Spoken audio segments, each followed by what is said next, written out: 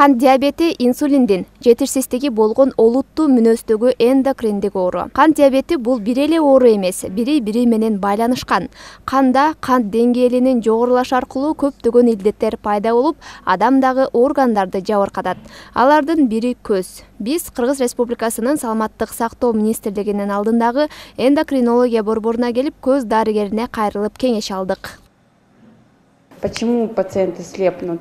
Потому что при длительном течении Кант диабети менен ооруган адам көзөмөлдө болбосо же кандагы канттын өлчөмү нормада кармабаса, бөйрөк, буту, кол жана көздүн оорусун алып келет. Эмне үчүн көз? Анткени кант диабетинде зат алмашуунун бузулушу тамырлардын жабыр тартышына алып келет. Ал эми көз майда кан тамырларга бай. Жыйынтыгында майда кан тамырлар аябай чоңоюп же ичкерип кетет. Андагы тамырчалар жарылат, жабыркайт. Жыйынтыгында көздүн көрүүсү начарлап, толук көрбөй калышына чейин жеткирет. Баштапкы стадиясында билинбейт. Ошондуктан профилактика катары көз доктурга жылына 1 же 2 жолу келип текшерүүдөн өтүп туруулары зарыл. Алгачкы белгилери болуп, көздүн асты көгүш тартып, тегереги шишит, туман каптап калган сыяктуу дагы болот. Ыңгайсыздык жаралат.